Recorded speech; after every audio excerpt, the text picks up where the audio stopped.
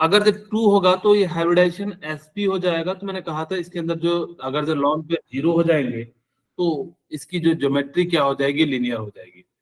हमने कहा था कि ज्योमेट्री हमेशा सेम रहती है, चेंज क्या होता है, शेप शेप होता है। तो इस बात को याद रखिएगा, शेप जो होता है ना, एक्चुअल में क्या उसका जो है मॉलिक्यूल्स कैसे अरेंज है, इस चीज को जो है क्या बताता है, शेप बताता है। और शेप के लिए मैंने कहा था ये किस पे डिपेंड करता है, बॉन्ड पेयर पे डिपेंड करता है। और ज्योमेट्री जो होती है वो किस पे डिपेंड करता है, lone pair plus bond pair. Okay, अच्छा मैं एक छोटा सा क्वेश्चन पूछूं आप लोगों से। अब मुझे बताइए कि सबसे ज्यादा रिपल्सन किस में होगा, लॉन पेयर में या बॉन्ड पेयर में? लोन पेयर लॉन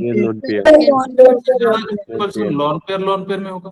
फिर किस में होगा, lone pair bond pair lone pair and किस में हो जाएगा, बॉन्ड पेयर फिर किस में हो जाएगा, बॉन्ड पेयर बॉन्ड पेयर में हो जाएगा। ओके, तो ये जो है आपको सीक्वेंस भी याद रखना है। ओके, अब यहाँ पे ध्यान से सुनिएगा, ये टेबल को जरूर याद रखना है क्योंकि सीधे सीधे आपसे से क्वेश्चन आएगा। आप देखना प्रीवियस ईयर की बुक खोल के, आपको करीब करीब 10-15 जरूर क्वेश्चन इस टेबल से मिल जाएंगे। मैंने आपको समझाया कि जब लॉन पेयर अलग अलग होगा तो चीजें जो है चेंज हो जाएंगी। मैंने कहा था कि ट्रायगोनल होगा, और अगर जो नो लॉन पेयर होगा यानी कि 0 होगा तो ट्रायगोनल यानी कि इसकी ज्योमेट्री हो जाएगी। बट अगर एक लॉन पेयर हो जाएगा तो क्या हो जाएगा, बैंड हो जाएगा। अगर मैं टेट्राहेड्रल की बात करूं तो यहाँ पे क्या हो जाएगा, अगर जो चारों के चारों बॉन्ड पेयर है तो टेट्राहेड्रल, और 3 बॉन्ड पेयर 1 लॉन पेयर है तो ट्रायगोनल, और 2 बॉन्ड पेयर 2 लॉन पेयर है तो क्या हो जाएगा, बैंड शेप हो जाएगा। और अगर जो ट्रायगोनल बाइपिरामिडल होगा यानी कि 5 बॉन्ड बन रहे होंगे तो ट्रायगोनल बाइपिरामिडल, और 1 बन रहा होगा तो हम लोग क्या कहेंगे, सी सॉ या सॉ हॉर्स भी कह सकते हैं। सी सॉ, इसको हमने बताया था कि इस तरह से आप लोगों को याद होगा, झूला झूलते हैं तो यानी कि कहाँ झूलते हैं, यानी कि जो है इस प्रकार से जो है बना होता है, एक साइड हम बैठते हैं, एक साइड जो अपने भाई को बैठाते हैं, और फिर जो है झूला झूलते हैं। तो इस प्रकार से हम लोग क्या करते हैं, यानी कि झूलते हैं। और कभी भी झूला याद रखना, झूला झूलते समय हम अपने से ओवरवेटेड के साथ नहीं बैठते हैं, नहीं तो वो बैठ गया तो हम हवे में ही रहेंगे, हवे में क्या उसके ऊपर ही आ जाते हैं। ठीक है, तो इसीलिए हम क्या करते हैं कि जब भी बनाते हैं तो इस प्रकार से रहते हैं कि ताकि कि दोनों का जो वेट हो वो दोनों क्या हो जाए, बिल्कुल जो है बराबर के आसपास हो। ठीक है, फिर जो तीसरा, अब यहां से देखिए एक निकाल दीजिएगा तो कैसा बन जाएगा, टी, ये वाला जो है निकाल दीजिएगा टी शेप बन जाएगा, और फिर से ये वाला भी निकाल दीजिएगा तो कैसा बन जाएगा, लीनियर बन जाएगा। तो देखिए मैं लास्ट वाले को ना याद कराने का आपको प्रयास करता हूं। 6 है तो ऑक्टाहेड्रल, 5 है तो ट्रायगोनल बाइपिरामिडल हो जाएगा। अब मुझे बताइए कि मैंने एक निकाला, जैसे ऐसा था कुछ शेप, यहाँ पे देखिएगा, ये आप लोगों को दिख रहा होगा, मैं जो है ना स्क्वायर बनाने का प्रयास करता हूं, ये स्क्वायर है, ये देखिए। और यहाँ पे ऑक्टाहेड्रल है, इसका मतलब है एक ऊपर होगा एक नीचे होगा, और ये चारों जो है क्या हो जाएंगे, स्क्वायर से बने होंगे, इसीलिए इसको हम लोग क्या कह देते हैं, ऑक्टाहेड्रल कह देते हैं। अब ये जब ऑक्टाहेड्रल बन रहा होगा तो एक नीचे से हटा दीजिएगा तो क्या बनेगा, स्क्वायर पिरामिडल, यानी कि सिर्फ ऊपर वाला बन रहा होगा। अगर आपने ये भी हटा दिया तो क्या बन जाएगा, जैसे हमने यहाँ से अभी ये तो क्या ऑक्टाहेड्रल, एक हटाया,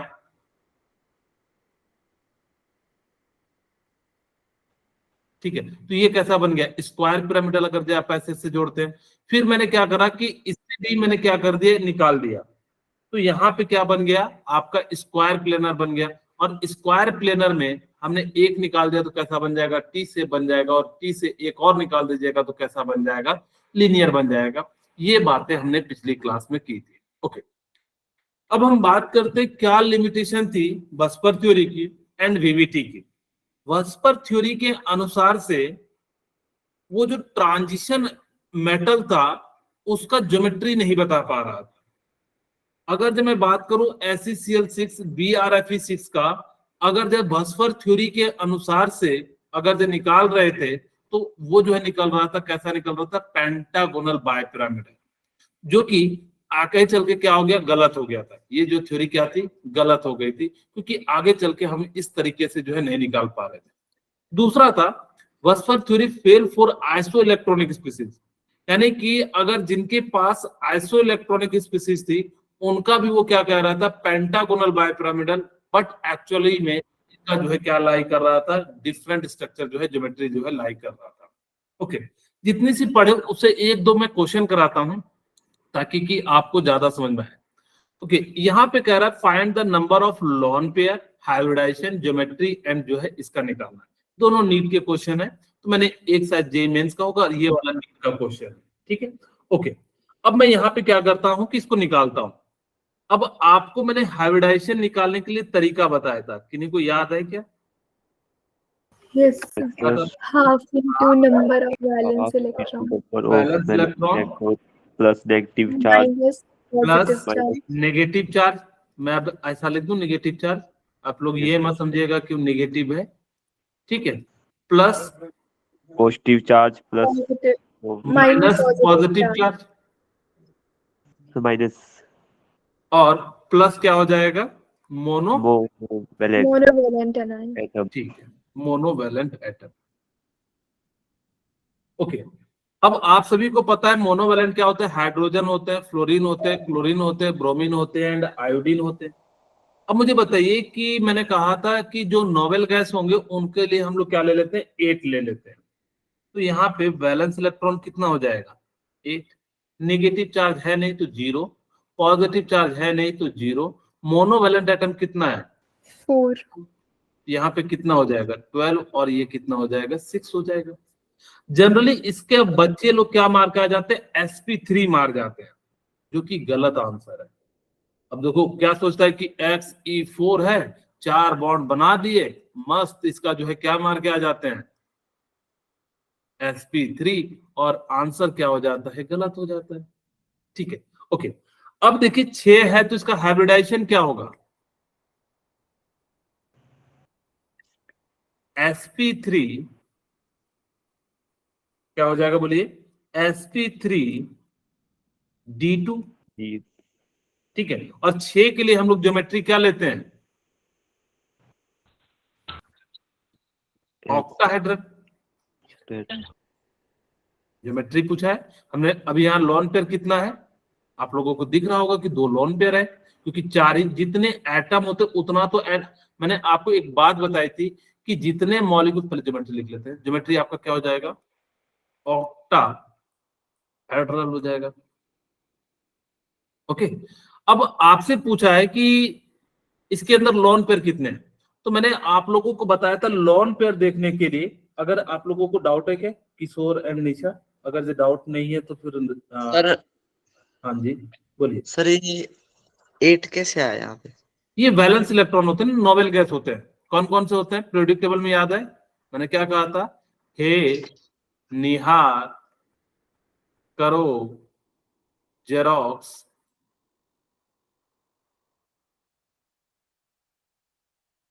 रंगीन, शायद आप लोगों को अब याद आ गया होगा। ये सभी के सभी क्या है, नोबेल गैस। और नोबेल गैस को, हीलियम को छोड़ के बाकी सभी जो है वैलेंस इलेक्ट्रॉन कितने होते हैं, 8 होते हैं, ऑक्टेट ये कंप्लीट रहता है, ठीक है। तो इसीलिए इसका वैलेंस इलेक्ट्रॉन कितना हो जाता है, 8 हो जाता है। ओके, अब ये तो मुझे समझ में आ गया कि इसकी ज्योमेट्री ऑक्टाहेड्रल। अब मुझे लॉन पेयर कैसे निकालेंगे, तो मैंने कहा था कि जितने एटम होंगे उतने तो सिग्मा बॉन्ड जरूर बन रहे होंगे। इसका मतलब है 4 यहाँ पे सिग्मा बॉन्ड है और आपके पास 6 है। इसका मतलब क्या है, हम लोग जेड क्या लिखते थे, bond pair plus lone pair. तो यहाँ पे बॉन्ड पेयर 4 है तो लॉन पेयर कितने हो जाएंगे,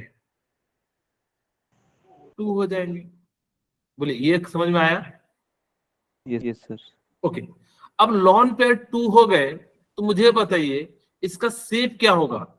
आपको पता होगा, अभी मैंने बताया था कि 6 होता तो ऑक्टाहेड्रल होता, एक कम होता तो कैसा हो जाता, स्क्वायर पिरामिडल हो जाता, और अगर जो 2 लॉन पेयर हो जाता तो शेप इसका कैसा हो जाएगा, हो जाएगा। क्या समझ में आया ये बात? Yes sir. Square planar. क्या इतनी सी बात आप लोगों को समझ में आई?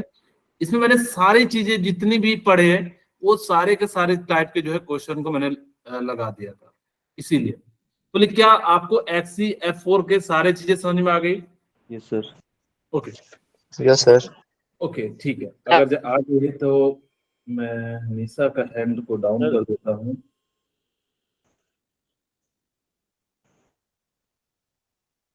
ठीक है, चलिए अब हम बात करते हैं सेकेंड टाइप की, XE और O3।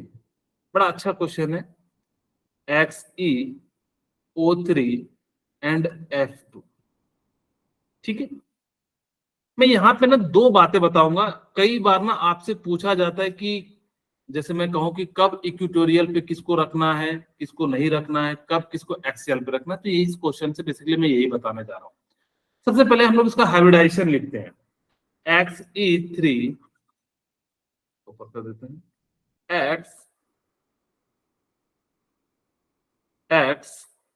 XO3 and F2। ठीक है, अब मुझे बताइए कि इसका हाइब्रिडाइजेशन कितना आ जाएगा। मैं डायरेक्ट कर देता हूं, 1/2 वैलेंस इलेक्ट्रॉन, सेंट्रल एटम का एक्स ही है, तो कितना हो जाएगा 1, और ऑक्सीजन यहाँ पे कोई पॉजिटिव नहीं है, कोई निगेटिव नहीं है, तो कोई दिक्कत नहीं है, प्लस मोनोवैलेंट एटम 2, तो यहाँ पे कितना हो गया आपका एस, यानी कि जो है 5 हो गया। और 5 के लिए हाइब्रिडाइजेशन कितना हो जाता है, sp3d हो जाता है। बोलिए, इतनी सी बात क्लियर है। सर और 5 ऑक्सीजन के लिए जो ज्योमेट्री हो जाएगी वो कैसी हो जाएगी, सर ऑक्सीजन पे 3 है ऑक्सीजन के लिए सर, 3 है दिया सर इसमें। किससे बोलेंगे, सर एक्चुअली मैंने ऑक्सीजन आपको क्या कहा था कि ऑक्सीजन के लिए हमें नहीं चिंता करना है। यही तो मैंने बताया कि जब आपके सामने कॉम्प्लिकेटेड आ जाएगा तो ये फॉर्मूला बहुत अच्छे से मदद करता है। मैंने कहा था अगर आप वो सिंपल वाले फॉर्मूले से चलते, lone pair plus bond pair से, तो यहाँ पे गलत हो जाता। इसीलिए हमने आपको क्या कहा था कि आप याद रखना 1/2 जिसका निकालना है वैलेंस इलेक्ट्रॉन का, वहां पे valence electron plus negative charge minus positive charge and plus monovalent, यहाँ ना तो पॉजिटिव है ना नेगेटिव है। और इसीलिए हमने क्या करा कि सीधे 8 और जो है 0 0, और जो यहाँ पे क्या हो जाएगा मोनोवैलेंट एटम 2 है, तो यहाँ पे 2 लिख दिया। बोलिए क्लियर है वरुण। Yes sir. ओके ठीक है, इसकी ज्योमेट्री क्या हो जाएगी sp3d, तो इसको हम लोग क्या कहते हैं, बोलिए पेंटागोनल बाय पिरामिड। हाँ, pentagonal bipyramidal, sir trigonal bipyramid. Sorry मैं भी गलती लिख दिया, ट्राइगोनल बाय पिरामिडल हो गया, ट्राइगोनल बाय पिरामिडल। ठीक है, क्योंकि यहाँ 5 बन गया ना। ओके, अब यहाँ पे क्या हो जाएगा, ज्योमेट्री जो है क्या हो जाएगा, ट्राइगोनल बाय पिरामिडल हो जाएगा। अब यहाँ पे हमारे पास क्या है, लॉन पेयर निकालना है, कितने लॉन पेयर है। अब यहाँ पे देखिए लॉन पेयर निकालने के लिए हमारे पास कितने एटम है, 3 to 5, तो यानी कि लॉन पेयर 0 है, तो यानी कि यहाँ पे कितना हो जाएगा 0। तो इसका स्ट्रक्चर में बनाता हूं, XE कुछ इस प्रकार से बनता है। सर लोन पेयर कैसे निकाले आपने? टोटल कितने एटम है, 3 to 5, यहाँ पे टोटल 5 ही है, तो 5 में यानी कि क्या होता है, Z इक्वल टू क्या होता है, lone pair plus bond pair होता है। अब यहाँ पे आप सभी को पता है कि बॉन्ड पेयर कितने हैं, 5, तो लॉन पेयर कितना हो जाएंगे, Z की वैल्यू तो 5 है, हाइब्रिडाइजेशन हम लोग Z लिखते हैं। अच्छा मैं यहाँ पे डबल बॉन्ड रिप्रेजेंट कर दे रहा हूँ, वैसे नहीं भी करता तो चल जाता, और यहाँ पे फ्लोरीन और यहाँ पे फ्लोरीन लिख रहा हूं। अब आपको पता है कि इस पोजीशन को हम लोग क्या कहते हैं, इक्वेटोरियल, और इसको क्या कह देते हैं, एक्सियल। तो कब रखना, जिसकी इलेक्ट्रोनेगेटिविटी ज्यादा होगी उसको हम लोग क्या करेंगे, इक्वेटोरियल यानी कि ऊपर वाले प्लेन पे रखेंगे, और जिसकी नहीं कम होगी उसको हम लोग क्या कर देंगे, प्लेन में यानी कि एक्सिस पे रख देंगे। ठीक है, तो इसीलिए याद रखना क्या कहते हैं, कभी पूछा जाए कि कौन सा ऊपर होगा। अब यहाँ पे देखिए आप चाहते तो बॉन्ड पेयर, हम याद रखना कि हमने कहा था कि बॉन्ड पेयर हमेशा सिग्मा लेना। कई बच्चे यहाँ पे क्या कर देते हैं कि पाई बॉन्ड को भी ले लेते हैं, पाई बॉन्ड को नहीं लेना, हमेशा किसको लेना रहता है, सिग्मा बॉन्ड को। याद रखना कि हाइब्रिडाइजेशन में सिर्फ और सिर्फ पार्टिसिपेट कौन करता है, तो सिग्मा बॉन्ड करता है। तो यहाँ पे इसकी ज्योमेट्री और शेप भी क्या हो जाएगी, यानी कि सेम हो जाएगी, यही जो है इसका शेप भी हो जाएगा, ट्राइगोनल बाइपिरामिड। और कुछ बचा है क्या? लोन पेयर हाइब्रिडाइजेशन लिबर्टी, ठीक है। तो ये सारी चीजें जो है आपको निकालनी। अब हम बात करते हैं वैलेंस बॉन्ड थ्योरी की कुछ लिमिटेशन, क्योंकि इन दोनों थ्योरी को लिमिटेशन से ही हमारा मॉलिक्यूलर ऑर्बिटल थ्योरी आया था। याद हो तो जनरली वैलेंस बॉन्ड थ्योरी में हमने कहा था कि अलग अलग टाइप के लड्डू को मिला के एक मिक्स टाइप का हम लड्डू बना रहे थे, लेकिन मॉलिक्यूलर ऑर्बिटल थ्योरी में ऐसा नहीं होगा। वहां पे क्या होगा कि आप अलग अलग मिलाओगे तो उनकी प्रॉपर्टीज अलग हो जाओगे। क्या होगा सर, कैसे? जैसे भी आपको मैं समझाऊंगा एक एग्जांपल के साथ, तो आपको समझ में आएगा। It can not explain the magnetic nature. Valence bond theory नहीं बता पा रही थी। एक्चुअली इन्होंने थोड़ा बहुत बताया था, कहा था कि ऑड इलेक्ट्रॉन होगा जिसके पास, ध्यान रखना ये बात, आपसे एग्जाम में पूछा जाता है कि कौन पैरामैग्नेटिक है कौन डायमैग्नेटिक है। याद रखिएगा, जिसके पास ऑड इलेक्ट्रॉन होंगे वो पैरामैग्नेटिक नेचर शो करेगा। कहोगे सर हमें कैसे पता लगेगा? आप टोटल इलेक्ट्रॉन काउंट कर लेना, ये छोटी सी ट्रिक है, याद रखना। आप ऐसे चिंता नहीं करना कि इसका इलेक्ट्रॉनिक कॉन्फ़िगरेशन निकाल दे, नहीं। आप सिंपली क्या कर देना कि उसके टोटल इलेक्ट्रॉन निकालना। अगर ऑड होगा तो पैरामैग्नेटिक हो जाएगा, इवन होगा तो कैसा हो जाएगा? डायमैग्नेटिक। अब कहोगे सर एक एग्जांपल के साथ बता दीजिए। अब जैसे मैं ले लेता हूं, आपको एक्सेप्शन भी है, हम उसको बताएंगे, वही चीज को जो है एमओटी दूर भी करता है। मैंने ले लिया H2। मुझे बताइए कि H2 में टोटल इलेक्ट्रॉन कितने हैं? हाइड्रोजन के पास एक, दूसरे हाइड्रोजन के पास एक, टोटल 1 + 1 यानी कि 2। तो ये कैसा हो जाएगा? डायमैग्नेटिक हो जाएगा। ठीक है। अब मैं आपसे पूछूं कि जैसे H में यहां पे थोड़ा सा बड़ा सा मॉलिक्यूल ले लेता हूं, मैंने ले लिया N2। N2 मुझे बताइए कैसा है? डायमैग्नेटिक है या पैरामैग्नेटिक है? डायमैग्नेटिक। नाइट्रोजन के पास दूसरे नाइट्रोजन के साथ, यानी कि 7 7 14, ये भी कैसा हो जाएगा? डायमैग्नेटिक। मैं आपसे पूछूं CO2 कैसा हो जाएगा?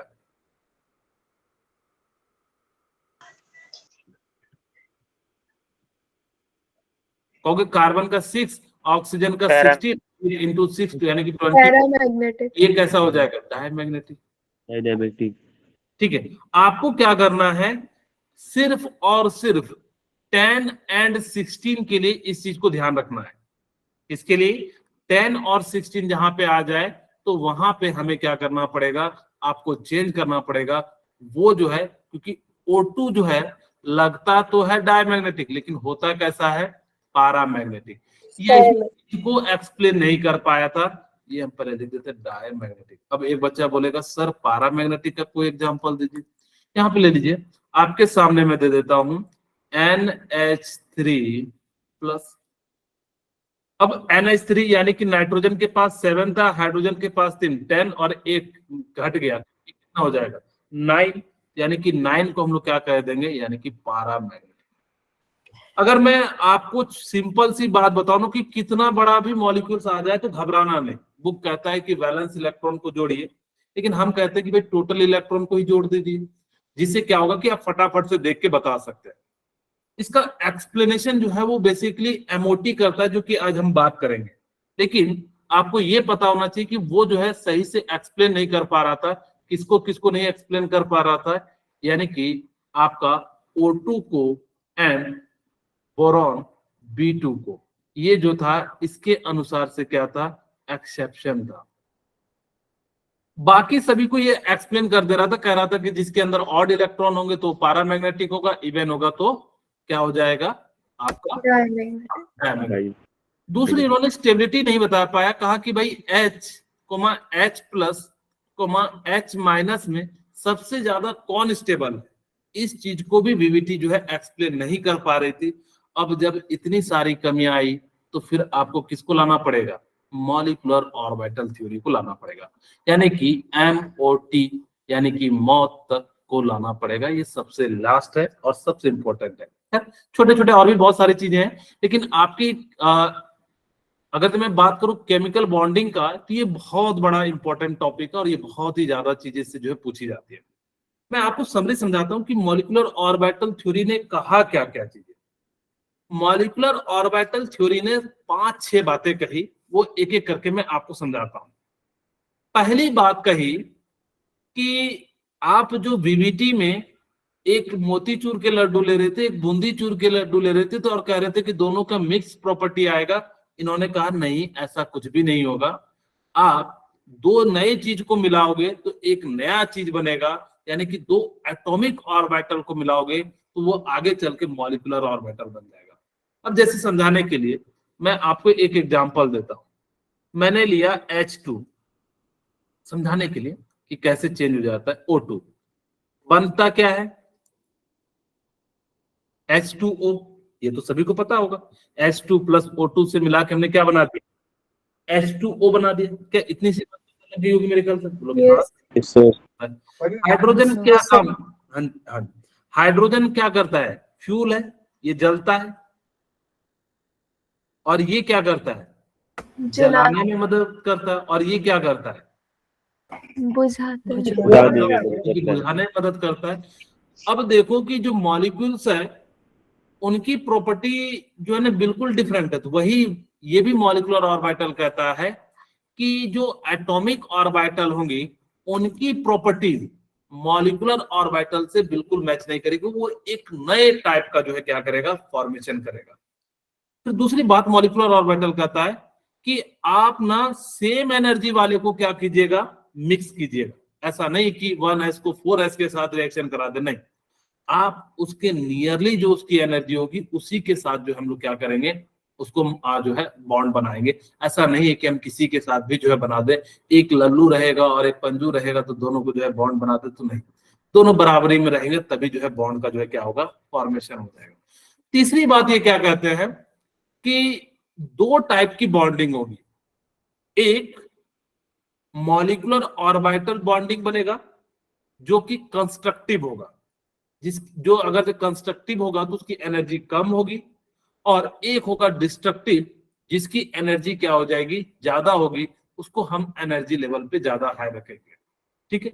तीसरा कहता है कि जो आप यहाँ पे बॉन्ड बनाओगे तो उसको रिप्रेजेंट करने के लिए सिग्मा बॉन्ड या एंटी बॉन्ड, अगर जब पाई बॉन्ड होगा, पाई बॉन्ड और पाई एंटी बॉन्ड का हम लोग क्या करेंगे? यूज करेंगे। यही बातें कही थी।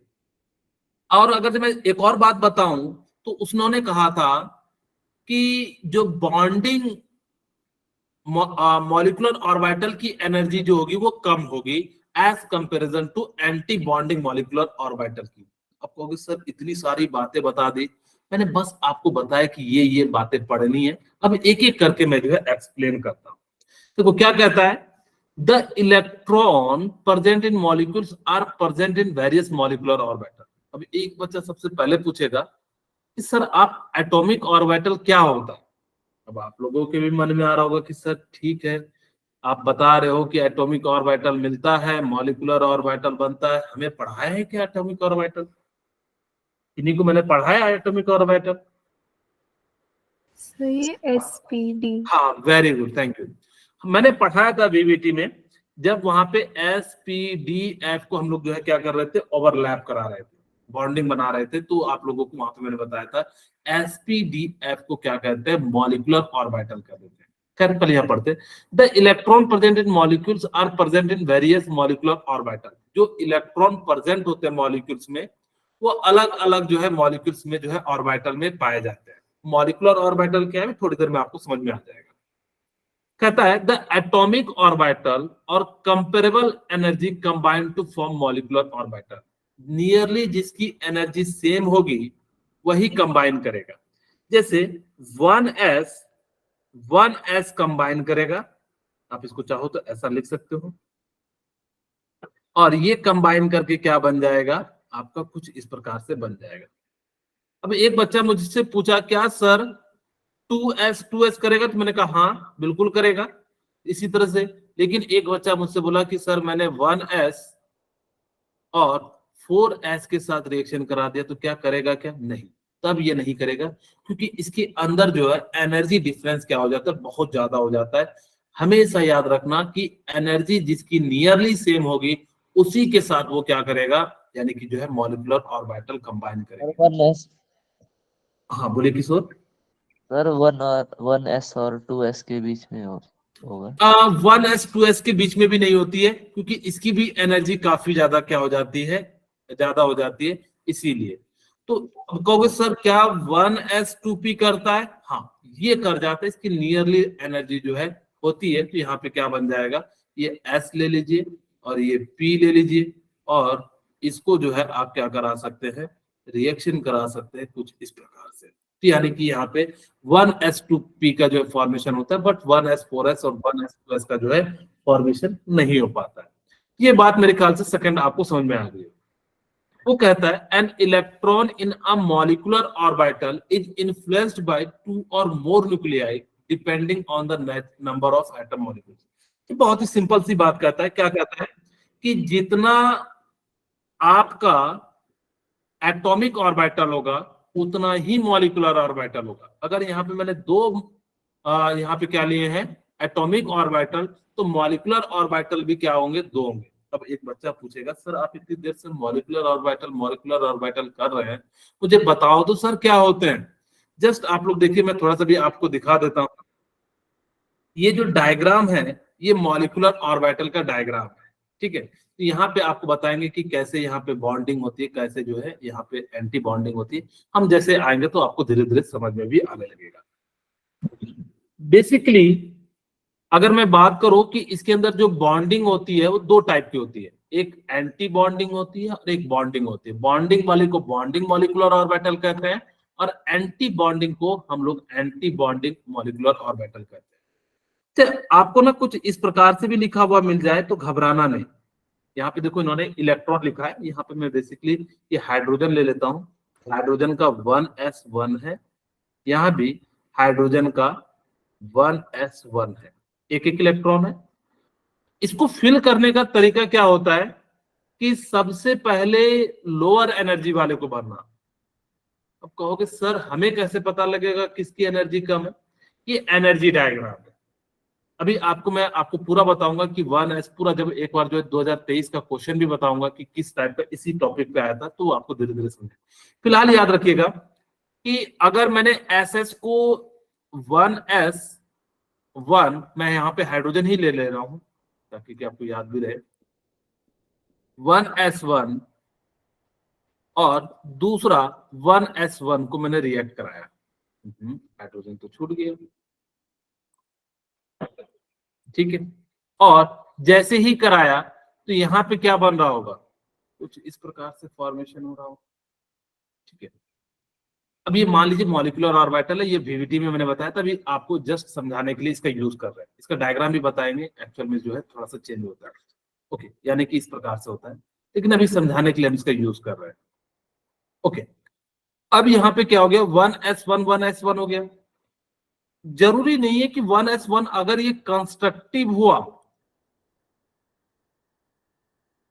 ये क्या हुआ, कंस्ट्रक्टिव इंटरफेरेंस हुआ, तब इसकी एनर्जी क्या हो जाएगी, कम हो जाएगी। तब ये कैसा जाएगा, मॉलिक्यूलर ऑर्बिटल बनाएगा। लेकिन ये डिस्ट्रक्टिव हुआ, एक पॉजिटिव हुआ एक नेगेटिव हुआ, तो ये कैसा बनाएगा, डिस्ट्रक्टिव इंटरफेरेंस बनाएगा। और ये कहां चले जाएगा, एंटी मॉलिक्यूलर ऑर्बिटल में चले जाएगा। सिग्मा को हम लोग कहते हैं ये कंस्ट्रक्टिव है और इसको हम लोग क्या कह देते हैं, डिस्ट्रक्टिव है। ये याद रखना। पर आपने बोला था कि पॉजिटिव और नेगेटिव कभी बॉन्डिंग नहीं करेंगे। ये वो नहीं है, ये बेसिकली हम बता रहे हैं कि डायरेक्शन कि एक अगर अपवर्ड डायरेक्शन चल रहा है, अगर जैसे 2 अलग अलग डायरेक्शन, अब कहोगे तो मैं इसको ऐसे दिखा देता हूं, आपको वेव के फॉर्म में दिखा देता हूं। अगर ये कंस्ट्रक्टिव होगा तो 2 वेव ले लिया मैंने, ठीक है। अब दोनों कंस्ट्रक्टिव है तो ये बिल्कुल एकदम ऐसा ही सिमिलर टाइप का बनेगा, या एकदम बिल्कुल इसकी एनर्जी कम हो जाएगी, ठीक है। अगर मैंने कहा कि डिस्ट्रक्टिव हुआ, थोड़ी सी इसकी एनर्जी कम कर देता हूं, नहीं तो बराबर लगेगा बाद में देखने में।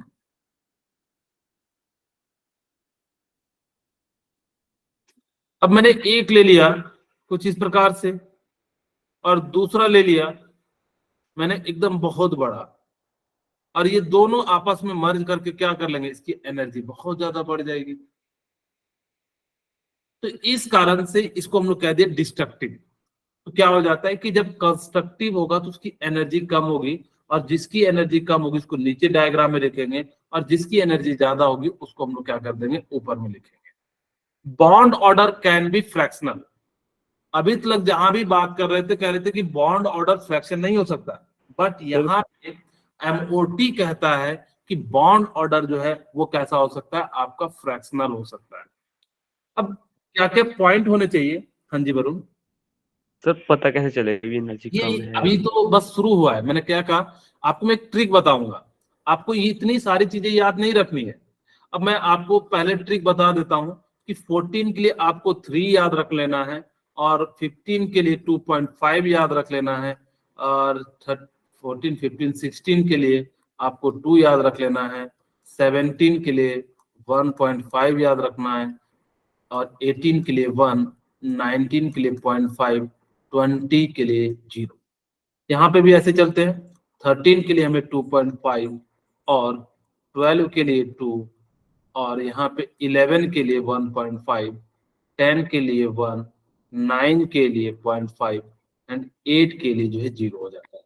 ये मैंने आपको ट्रिक बताई कि बॉन्ड ऑर्डर हम कैसे निकालते हैं। हम पहले फॉर्मूला से सीखेंगे, फिर ये ट्रिक आपको बस 14 याद रखना है, उधर बढ़ा देना है, तो यानी कि 0.55 घटाते चले जाना, इधर भी लेते जाना 8, तो यहाँ पे क्या हो जाएगा 0.55 घटाना। लेकिन ये अभी फिलहाल आपको फील नहीं दिलाएगा, क्योंकि आपको पहले मैं दिखा रहा हूँ कि किस तरीके से निकाला जाता है। फिर ये ट्रिक आपको मैं बताऊंगा जो कि आपको समझ में आएगा। यहाँ पे एटॉमिक ऑर्बिटल मैंने बता दिया कि sp_d_f होता है। मॉलिक्यूलर ऑर्बिटल क्या होता है, सिग्मा, पाई और डेल होता है। डेल हमें पढ़ना नहीं है। एक्चुअल में मैं बताऊं ना, मॉलिक्यूलर ऑर्बिटल हमें सिर्फ और सिर्फ s का पढ़ना है। p का भी पढ़ेंगे ना तो हमारे लिए इतना बड़ा हो जाएगा कि इस पे 2-3 बुक लिखी हुई है। ये मॉलिक्यूलर ऑर्बिटल इतनी छोटी मोटी थ्योरी नहीं है, आज भी इसका यूज चल रहा है। तो सोच सकते हो कि कितनी बड़ी थ्योरी होगी। वो अलग बात है, हम और सिर्फ एस में सिग्मा और सिग्मा स्टार इतने में ही हम उलझे हुए हैं। थोड़ी बहुत हम लोग जो है पी का भी यूज करते हैं, कराते हैं, ताकि क्योंकि जेई मेंस और जेई एडवांस में पी पे क्वेश्चन पूछ देता है, तो वहां पे हम लोग थोड़ी थोड़ी बातें करेंगे। तो वही कहता है कि मॉलिक्यूलर ऑर्बिटल क्या होंगे, सिग्मा होंगे, पाई होंगे या डेल होंगे। डेल हमारे सिलेबस में है ही नहीं, इसलिए हम इस पे जाएंगे भी नहीं, बस मैंने आपको नाम लिख दिया। तीसरा होता है number of molecular orbital form equal to number of atomic orbital combining, यानी कि जितना एटॉमिक ऑर्बिटल कंबाइन करेगा उतना ही क्या बनेगा, यानी कि बनेगा। मैंने आपको बना भी दिया कि जब हमारे पास क्या हो जाएगा कि कंस्ट्रक्टिव होगा तो बॉन्डिंग मॉलिक्यूलर ऑर्बिटल की एनर्जी क्या हो जाएगी, कम हो जाएगी। डिस्ट्रक्टिव होगा तो वो कैसा हो जाएगा, एंटी बॉन्डिंग होगी, और एंटी बॉन्डिंग की एनर्जी क्या हो जाती है, ज्यादा होती है। यहाँ पे फिर से बना भी देता हूँ वही डायग्राम। मेरे पास दोनों ऐड हो जा रहे हैं। अब कोई बच्चा ऐसा नहीं सोचना कि सर आपने पहले जो एटॉमिक स्ट्रक्चर में बनाया था कि दोनों पॉजिटिव पॉजिटिव है, हमने यहाँ पे लिख दे रहे हैं ये कंस्ट्रक्टिव है इंटरफेरेंस, तो यहाँ पे इसकी एनर्जी जो है हमने कम कर दिया है। या मैं, आप लोग कई बार जो है कहोगे सर वहां के अनुसार से बताओ, मैं वहीं के अनुसार से बताता हूँ। ठीक है, ये क्या हो जाएगा, कंस्ट्रक्टिव हो जाएगा, थोड़ी सी इसकी एनर्जी कम हो जाएगी, तो इस प्रकार से। अब डिस्ट्रक्टिव कैसा होगा, जो मैंने वहां पे बताया था स्ट्रक्चर ऑफ एटम में, वैसा ही सेम केस ले लिया। अब यहाँ पे देखिए मैंने क्या करा कि एक को मैंने कुछ इस प्रकार से ले लिया, और दूसरे को हमने क्या ले लिया, कुछ इस प्रकार से ले लिया। अब दोनों की एनर्जी क्या होगी, डिफरेंट हो जाएगी, इसकी एनर्जी जो है क्या हो जाती है, बढ़ जाती है। यहाँ पे कैसा हो जाता है, कुछ इस प्रकार से। तो इस प्रकार से आप इसको क्या कर सकते हैं। खैर आपको ये सारी चीजें नहीं जाननी, बस आपको इतना जानना है कि अगर कंस्ट्रक्टिव होगा। अब आपके मन में क्वेश्चन आ रहा होगा कि सर हमें कैसे पता लगेगा कि कौन सा कंस्ट्रक्टिव है, कौन सा डिस्ट्रक्टिव है। उसके लिए हम आपको एक फॉर्मूला देंगे, ठीक है। Combining molecular orbital must have same और nearly same energy and shape से। आपको मैंने ये बता दिया कि मॉलिक्यूलर ऑर्बिटल सेम होने चाहिए, ऐसा नहीं कि px का pz के साथ करा दो, नहीं, वो भी क्या होना चाहिए, px px के साथ, py py के साथ, pz जो है pz के साथ करना चाहिए। s s के साथ करेगा, s वैसे p के साथ भी कर जाता है, और जो है d के साथ भी कर जाता है। उनकी एनर्जी नियरली सेम होनी चाहिए, और उसका शेप भी क्या होना चाहिए, सेम होना चाहिए। ऐसा नहीं है कि एकदम बिल्कुल बहुत ज्यादा ड्रास्टिकली चेंज हो जाएगा, तो वो जो है क्या कर पाएगा, यानी कि जो है बॉन्डिंग नहीं कर पाएगा। अब यहाँ पे देखो, जब सिग्मा बॉन्ड बनेगा, ठीक है, तो वो कैसा होगा, एक्सियल आपका ओवरलैपिंग होगा, और वो कैसा बन जाएगा, एटॉमिक ऑर्बिटल इंटरफेरेंस से बनेगा। यानी कि सिग्मा मॉलिक्यूलर ऑर्बिटल जो है एक्सियल एटॉमिक ऑर्बिटल के इंटरफेरेंस से जो है फॉर्मेशन होगा। दो टाइप के मैंने बनाया, मैंने अभी जस्ट थोड़ा देर कहा था कि कुछ इस प्रकार से बनाएंगे। बॉन्डिंग मॉलिक्यूलर ऑर्बिटल होगा तो कुछ इस प्रकार से बनेगा, इसको मैं लिख भी देता हूं, बॉन्डिंग मॉलिक्यूलर ऑर्बिटल।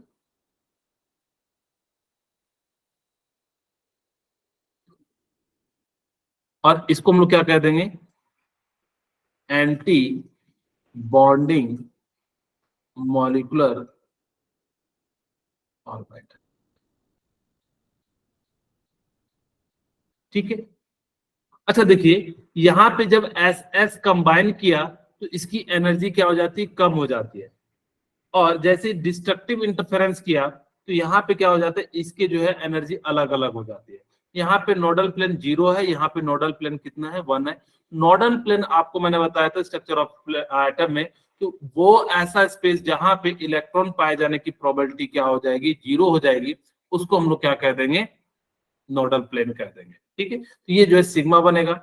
अब N2 देखिए, N2 में N ट्रिपल बॉन्ड के साथ फॉर्मेशन होगा, इसके अंदर पहला सिग्मा होगा, ये दूसरा पाई होगा, थोड़ा बड़ा कर देते हैं,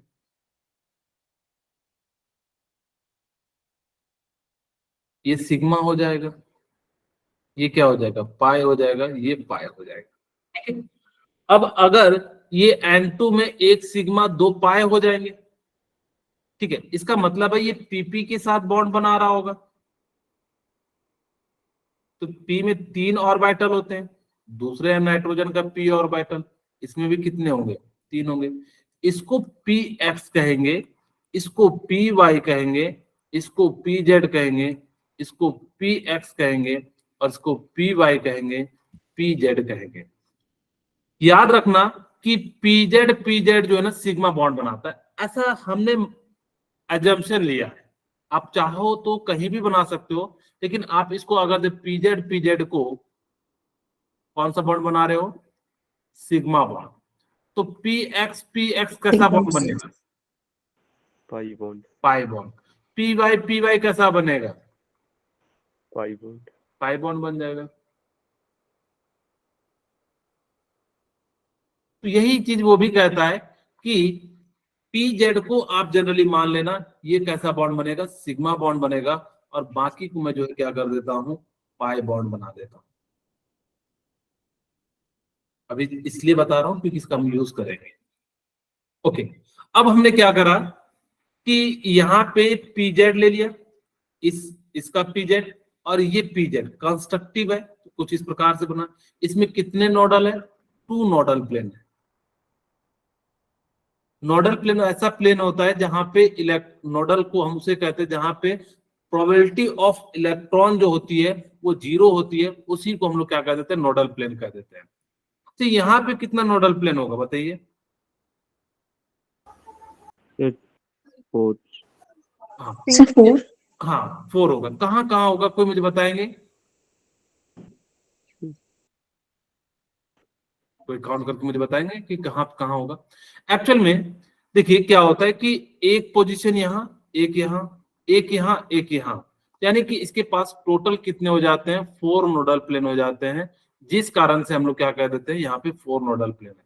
ये किसके किसके बीच में बन रहा होगा, जेड है, यहाँ पे जेड नहीं होगा, हमने यहाँ पे जो है सिग्मा स्टार, अच्छा ओके ठीक है, ये एंटी बॉन्डिंग वाला है, डिस्ट्रक्टिव है, कोई दिक्कत नहीं है, ये सिग्मा है।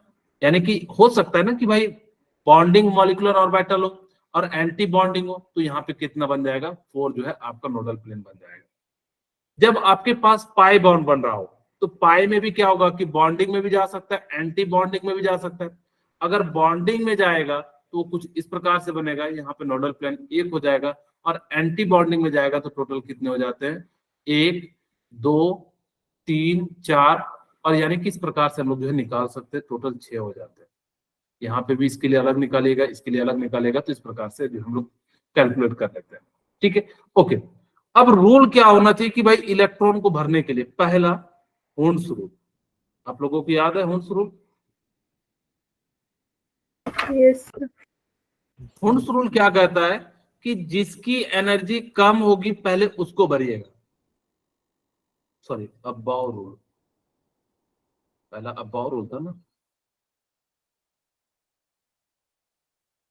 Above principal. दूसरा था होन्स रूल, तीसरा था पॉली एक्सक्लूजन रूल या पॉली रूल। मैं एक एक करके फिर से रिकॉल कराता हूं। अब्बाव ने कहा था कि आप क्या कीजिए कि उसको पहले भरिए जिसकी एनर्जी क्या हो, कम हो। पॉली ने कहा कि जब आपके पास एक ही टाइप के ऑर्बिटल आ जाए तो एक अपवर्ड डायरेक्शन में भरिएगा और एक डाउनवर्ड डायरेक्शन में भरिएगा।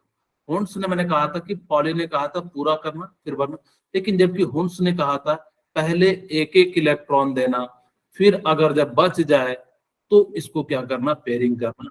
यही सेम रूल हम लोग जो है क्या करेंगे, मॉलिक्यूलर ऑर्बिटल थ्योरी में भी अप्लाई करेंगे। ठीक है, ओके। अब ये लेस देन 14 इलेक्ट्रॉन को, अब कहोगे सर हमें याद रहेगा क्या? ये आपको मैं याद कराता हूँ, बहुत ही आसान है, चीजें ध्यान सुनिएगा। आप लोगों को मैंने एस ठीक है जो है सिखाया था, और मैंने कहा था कि हम चलते कैसे, यहाँ जो है एस पब्लिक, बस आपको इतने से ही याद रखना है। अब देखिए क्या है कि पहले हम लोग क्या लिखेंगे, 1s, सिमिलर एक और डबल कर देंगे 1s, फिर लिखेंगे 2s, क्योंकि हम ऐसे तो लिखते थे 1s2 2s2 2p, यही तो लिखते थे। यस सर, याद आ रहा है कि नहीं? Yes sir, electronic yes sir. Okay, मैं ये याद रखने का तरीका बता रहा हूं। तो हमें क्या करना कि एस पब्लिक स्कूल लिखते थे, तो हमने कहा कि भाई एस में दो टाइप के होंगे, हो सकता है एक बॉन्डिंग हो, एक हो सकता है एंटी बॉन्डिंग। तो हमने कहा कि भाई जब ये पहला सिग्मा बॉन्ड बना रहा है तो सिग्मा, ये भी सिग्मा, ये भी सिग्मा, और ये बॉन्डिंग वाला है तो उस पर कुछ नहीं लिखते, एंटी बॉन्डिंग पे हम लोग क्या कर देते, स्टार कर देते। बोलिए ये चार याद हो गया आपको? यस सर, ओके, यस अच्छा सर। ये जो है नाइट्रोजन 14 लेस देन है, तो नाइट्रोजन में देखिए कैसे बॉन्ड बने होते हैं, मैं याद रखने का तरीका समझा रहा हूं आपको। ऐसा एक्चुअल में कोई रूल नहीं होता है। यहाँ पे कितने बॉन्ड है, ट्रिपल बॉन्ड है, तो पाई इसमें कितने हैं, 2, तो पाई ज्यादा है तो पहले हम क्या करेंगे, पाई को लिखेंगे। यहाँ पे क्या लिखेंगे, पाई 2px, क्योंकि p में तो 3 बॉन्ड बनेंगे, इक्वल टू पाई 2py। मैंने ऐसा इसलिए लिखा क्योंकि थोड़ा देर पहले मैंने बताया था कि सिग्मा pz को हम लोग कैसा लेंगे, एज अ जो है सिग्मा बॉन्ड ले लेंगे, ठीक है? तो इसीलिए हमने क्या करा कि इसको ले लिया। बोलिए इतना से याद आ गया? सर px और py कैसे? हाँ जी, सर जैसे आपने पाई 2px इक्वल टू हाँ सर पाई 2py, सर हाँ, px और py, px नहीं आएगा सर py की जगह? क्या कह रहे हो, पी एक्स की जगह? सर ये तो ठीक है सर px, सर py की जगह x नहीं आएगा, y की जगह? नहीं, एक्चुअल में हम यहाँ पे P में तीनों होते हैं ना, तो P यहाँ पे आप ये नहीं सोचिएगा कि PX इसका और उसका PX को हम करा रहे हैं। हम यहाँ पे जनरल इलेक्ट्रॉनिक कॉन्फ़िगरेशन लिख रहे हैं जिसका आपको जो है फॉलो करना है, ठीक है? तो हमने यहाँ पे क्या लिखा कि आपके पास जो P में होते हैं वो 3 टाइप के होते हैं। हमने कहा कि इसको PX कहते हैं, इसको PY कहते हैं और इसको PZ कहते हैं। हमने PZ को सिग्मा माना था क्योंकि अभी जस्ट हमने आपको बताया था कि इसको आप एज इट इज क्या मानिएगा, सिग्मा बॉन्ड मान लीजिएगा। तो यहाँ पे भी हमने क्या करा कि सिग्मा मान लिया। अब जैसे ही माने तो ये क्या हो जाएगा, पाई 2px equal to pi 2py, और यहाँ पे क्या हो जाएगा, सिग्मा 2pz हो जाएगा। अब देखिए यहाँ तक अगर ये याद हो गया तो अब वापस वैसे ही लिखना एंटी बॉन्डिंग के लिए। एंटी बॉन्डिंग के लिए हम लोग क्या लिख देंगे, सिमिलर लिख देंगे, पाई एक जो हम लोग, इलेक्ट्रॉनिक कॉन्फ़िगरेशन है। हाँ ये मॉलिक्यूलर ऑर्बिटल इलेक्ट्रॉनिक कॉन्फ़िगरेशन है। वो इलेक्ट्रॉनिक कॉन्फ़िगरेशन था जब ये मॉलिक्यूल्स बन रहे होंगे तो उसकी इलेक्ट्रॉनिक कॉन्फ़िगरेशन क्या हो जाएगी, वो कुछ इस प्रकार से हो जाएगी।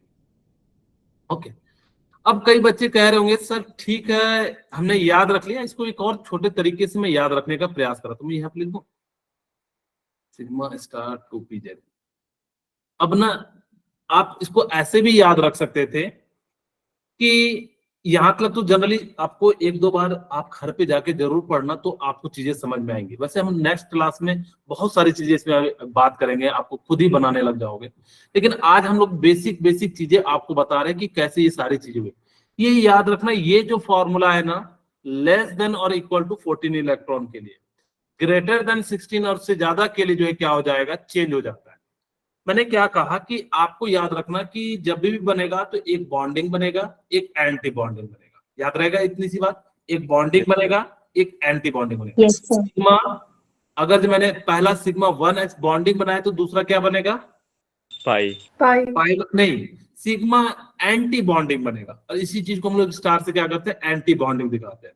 यहाँ तक बच्चों को कभी भी भूल नहीं होती है, क्योंकि यहाँ तक तो बहुत ही आसान है, क्योंकि 1s 1s 2s 2s, एक में स्टार डाल देते हैं, एक में नहीं डालते हैं। बॉन्डिंग वाले के लिए एज इट इज रख देते हैं, एंटी बॉन्डिंग के लिए हम लोग क्या कर देते हैं, स्टार डाल देते हैं। यहाँ तक याद हो जाता है। अब अगर आप भूल जाते हो तो नाइट्रोजन में याद रखना कि पाई बॉन्ड 2 है तो उसकी प्रायोरिटी ज्यादा देनी पड़ेगी, और pi 2px equal to pi 2py equal to क्या हो जाएगा, यहाँ पे जो है 6 2pz हो जाएगा। ये एनर्जी के अनुसार से है मॉलिक्यूलर ऑर्बिटल थ्योरी का। अब ये जो है कैसा हो गया, बॉन्डिंग हो गया, तो एंटी बॉन्डिंग लिखना पड़ेगा, पाई 2px equal to pi 2py। तो अगर सर ऐसा क्यों लिखे, आप यहाँ पे लिख सकते थे ना pi 2px equal to pi 2p antibonding of pi 2px। Actual में इसका जो डायग्राम है ना वो आपको देखिए, ये कुछ डायग्राम है, आप लोगों को दिख रहा है। Yes sir. हाँ, यहाँ देखिए पाई 2p है, पाई 2p है, और यहाँ पे आप इसको चाहो तो x ले सकते हो, इसको y ले सकते हो, या इसको y ले सकते हो, इसको z ले सकते हो, और इसको हम लोग क्या ले लेंगे, z ले लेंगे। ये याद रखना, सिग्मा जब भी बनेगा z बनेगा। ग्रेटर देन 17 के लिए कैसा होता है, कुछ इस प्रकार से, वही चीजें सेम है। मेरे पास गूगल में जो डायग्राम मिला मुझे कंफर्ट वाला, वो यही दोनों था कि ग्रेटर देन 16 के लिए। फिलहाल हमें जो है यहाँ पे ध्यान फोकस करना है कि अगर मैं आपसे कहूं, मेरे को बताइए क्या आप लोगों को याद हुआ क्या। अच्छा, एक और तरीका, आप ना इसको ऐसे भी याद रख सकते हो, 21-21। अगर जब भूल जाओ नाइट्रोजन कैसे बना होता है, तो 21-21 से बना होता है, यानी कि लेस देन। कहोगे कैसे सर, 2 पाए है तो 2 पहले लिखेंगे, फिर 1 लिखेंगे सिग्मा वाला, फिर जो है एंटी बॉन्डिंग के लिए 2 लिखेंगे, फिर जो है 1 लिखेंगे एंटी बॉन्डिंग के लिए सिग्मा। अब मैं आपके सामने यहाँ पे एक पेज ऐड करके आपको कहता हूँ, बताइए क्या लिखेंगे। पहला क्या होगा, sigma 1s, very good, sigma 1s, फिर क्या हो जाएगा, sigma sigma star star 1s, sigma star 1s हो जाएगा, फिर क्या हो जाएगा, sigma 2s, sigma 2s, very good, sigma 2s, फिर क्या हो जाएगा, sigma sigma star 2s, 2s, sigma 2 star, फिर क्या लिखेंगे, pi 2px px px equal to pi 2py। 2py, इनकी एनर्जी सेम होती है, फिर क्या लिखेंगे, सिग्मा या पाई, सिग्मा। एक तो सिग्मा बनेगा, यानी कि क्या हो जाएगा, सिग्मा 2pz। Z, अब एंटी बॉन्डिंग के लिए लिखेंगे, सेम एज इट इज उतार देंगे, पाई 2px स्टार कर दीजिए equal to pi pi star 2py star कर देंगे इसको भी, और यहाँ पे क्या लिख देंगे, सिग्मा सिग्मा स्टार 2pz। ठीक है। अब ये याद रखिएगा, आपको इसलिए मैं बता रहा हूं क्योंकि एक्चुअल में अगर ये याद है ना, मॉलिक्यूलर ऑर्बिटल के क्वेश्चन गलत नहीं होंगे, बहुत आसान होते हैं। मानिए मेरा यकीन, आप अगर मैं आपको क्वेश्चन भेजूं अभी तो आपको आपको जो है पता नहीं लगेगा कि किस टाइप से ये सॉल्व होगा, लेकिन जब नेक्स्ट क्लास हम लोग जो है बात कर लेंगे तो आपको पता लगेगा कि अरे सर इतना आसान था, आप लोगों को कलम कॉपी की भी जरूरत नहीं पड़ेगी, लेकिन आपको ये याद रखना होगा।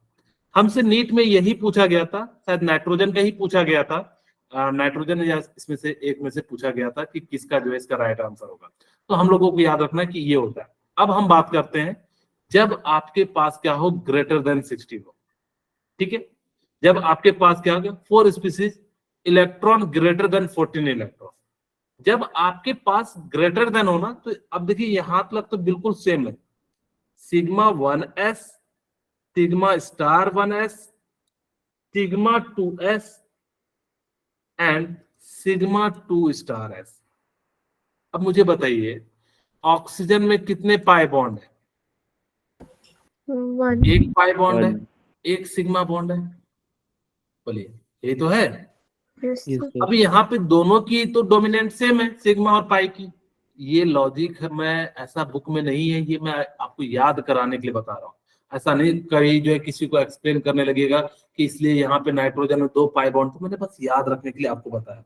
कई बार बच्चे ऐसा कह देते हैं, बाद में कहते हैं कि सर ने आपको ऐसा बता दिया क्या? नहीं, मैं ऐसा सिर्फ इसलिए बता रहा हूँ ताकि कि आपको याद रहे, ठीक है। और इसका मतलब ये नहीं कि यहाँ पे 2 पाए था तो इसलिए 2 पहले लिखे और 1 बाद में लिखे, नहीं। यहाँ पे आपको मैं याद कराने का प्रयास कर रहा हूं ताकि कि आपको याद रहे, ठीक है। ओके, यहां तक तो कहोगे सर मुझे याद हो गया। अब जब पाई और सिग्मा में आया तो एक बार हम पाई को प्रायोरिटी देंगे और एक बार जो हम किसको देंगे? सिग्मा को देंगे प्रायोरिटी। कहोगे सर कैसे? देखिए, पहले बॉन्ड जो होता है वो कैसा होता है? सिग्मा होता है। दूसरा बॉन्ड किसमें होता है? क्योंकि वहां तो पाई डोमिनेंट था इसलिए पाई लाना पड़ा। यहाँ पे क्या है? सिग्मा दोनों बराबर है तो पहले जो आएगा वो क्या आएगा? सिग्मा आएगा। तो सिग्मा 2pz आ जाएगा। क्या समझ में आया? याद रखने का तरीका। Yes, sir. अब बाकी जो हम लोग क्या करेंगे? Pi 2px equal to pi 2py। अब एक बार हमने सिग्मा को डोमिनेंट लेके बनाया, तो अब एक बार किसको लेके बनाएंगे? पाई को। तो अब हम लोग क्या करेंगे? पाई 2px एंटी बॉन्डिंग में पाई Star. 2py, और यहाँ पे हमने क्या कर दिया? एंटी बॉन्डिंग कर दिया। और लास्ट में हमने क्या लिख दिया? Sigma star 2pz। बोलिए, क्या ये समझ में आया? Yes, sir. Yes, sir. अब कहोगे सर यहाँ तो ठीक है आपने लिख दिया, यहाँ इक्वल क्यों डाला? क्या यहाँ इक्वल लिखा हुआ है क्या? नहीं, एक्चुअल में इसकी एनर्जी बिल्कुल बराबर होती, इसीलिए। क्योंकि देखिए यहाँ पे इन तीनों की एनर्जी बराबर ही होगी ना, px py pz की। इन्होंने सीक्वेंस में लिखा तो इसलिए जो है इस प्रकार से लिख दिया। हमने बताया कि इसकी एनर्जी भी क्या होती है? बराबर होती है, इस प्रकार से लिखते हैं। अब मैं आप लोगों को फिर से पूछता हूँ, आप लोगों को याद हुआ या नहीं हुआ? चेक करते हैं आप लोगों के लिए। आप मुझे बताइए कि जब मेरे पास इक्वल टू 14 इलेक्ट्रॉन हो या लेस देन, तो क्या लिखेंगे? सबसे पहले बताइए। Sigma 1s. 1s2 sigma 1s2 Sigma star 1s. star very 1s2 good. Sigma 1s star 1s2, फिर क्या लिखेंगे? Sigma 2s. सिग्मा 2s2, फिर क्या लिखेंगे? Sigma Sigma star sigma star star 2s 2s2। अब यह लेस देन नाइट्रोजन के बराबर यानी कि 14 है, तो 14 में 2 पाई आता, तो यहाँ पे पहले क्या लिखेंगे? Pi. pi 2 2px equal to, pi 2py. हाँ 2py, और फिर एक सिग्मा बच गया तो यानी कि क्या लिख देंगे? सिग्मा लिख देंगे। 2pz. Sigma 2pz। 2pz. Z. अब यहाँ पे हमारे पास क्या करेंगे? एज इट इज फिर से ऐसे लिख देंगे। हमारे पास यहाँ पे क्या हो जाएगा? Pi star 2px equal to pi Pi star. 2py, और इसकी एनर्जी क्या हो जाती है? सेम। और लास्ट में हम लोग क्या लिख देंगे? Sigma star 2pz। ये कब है? लेस देन 14 इलेक्ट्रॉन पे। अगर ये ग्रेटर देन 14 इलेक्ट्रॉन हो तो कैसे लिखेंगे? Sigma 1s2 sigma Sigma star star 1s2 sigma Sigma 2s2 2s2 sigma sigma star 2s2 2s2। यहाँ तक तो किन्हीं को कोई दिक्कत नहीं है। अब हमने कहा था कि भाई सिग्मा पहले लेते हैं क्योंकि यहाँ पे दोनों बराबर है, तो एक बार सिग्मा को लेंगे, एक बार पाई को लेंगे। यहाँ पे हम लोग पहले किसको लेते हैं? सिग्मा को। सिग्मा 2pz, और यहाँ पे क्या हो जाएगा? पाई 2px equal to pi 2py, और फिर हम किसको लिखेंगे? Anti bonding. एंटी बॉन्डिंग अभी भी हमने सिग्मा को पहले लिया, तो अब हम क्या लिखेंगे? Pi star 2px equal to pi 2py, यहाँ पे एंटी बॉन्डिंग स्टार, और लास्ट में हम लोग क्या लिख देंगे? Sigma star 2pz। ठीक है, ओके। आज की क्लास यहीं पे रखते हैं। आप एक बार में इसको पढ़ना। नेक्स्ट क्लास में हम लोग बहुत सारी चीजें बातें करेंगे कि ये डायग्राम कैसे फिल करते हैं, फिर इसके क्वेश्चन कैसे आते हैं, कैसे इसकी चीजें जो है, इससे ना बहुत सारी चीजें बात करेंगे। क्या क्या बात करेंगे? अब इसको याद रखने के लिए मैंने क्या करा है, बीबी जो है वो क्या है, डीएसपी है। ये 5 चीजें जो है हम लोग निकालेंगे, बॉन्ड ऑर्डर, बॉन्ड लेंथ और डायमैग्नेटिक, पैरामैग्नेटिक, स्टेबिलिटी। ये जो है 5 चीजें जो है एक एक क्वेश्चन के लिए अलग अलग करके जो है हम लोग निकालेंगे। तो जो है बीबी जो है डीएसपी बन जाएगी, अगर आप लोग जो है सही आंसर दीजिएगा। ठीक है।